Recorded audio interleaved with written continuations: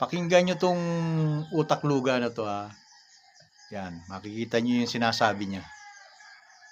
Sa lahat ng presidenteng dumaan, si BBM lang talaga ang pinakasalot at pinakawalang kwentang presidenteng dumaan. Sinamahan pa ng mga loyalista niyang bubod ng katangahan. Mga oplok. Pero hindi na yan sila nagagalit pag tinatawag silang oplok. Kasi sanay na sila dahil sila ay bangag. Kasama ng presidente nilang atik. Narinig nyo. Mga oplok daw ang mga loyalista. Ikaw, utak luga ka. Alam mo kung bakit? Isipin mo na lang, no? Sinisiraan mo yung presidente ng Pilipinas, tinatawag mo na bangag. Pagkatapos yung mga loyalista, tinatawag mo na oplok. Isipin mo, yung presidente ng Pilipinas, hindi natatakbo ng pagka-presidente yan.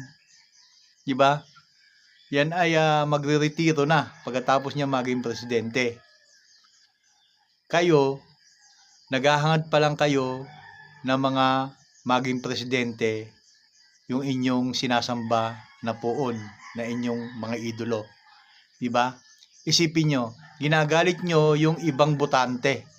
Yung tinatawag nyong loyalista, ginagalit nyo, sinasabihan nyo ng oplok, imbis na madagdagan ng boto, yung inyong poon, hindi na madadagdagan kasi magagalit sa inyo. Hindi nyo ba alam yon? O sino ngayon ang bobo? Sino ngayon ang utak luga? Imbis na madagdagan yung boto ng inyong sinasamba, iniidolo ng mga Duterte, hindi na madadagdagan kasi inaaway nyo yung dapat na susuporta pa rin sa mga Duterte. Isipin nyo na lang yan. Ha? Kaya, yung babae na yan, tatanga-tanga. Yung mga vlogger na galit sa mga loyalista at saka sa mga kakapink, paano nyo ngayon madadala na pabotohin yan sa mga puon nyo?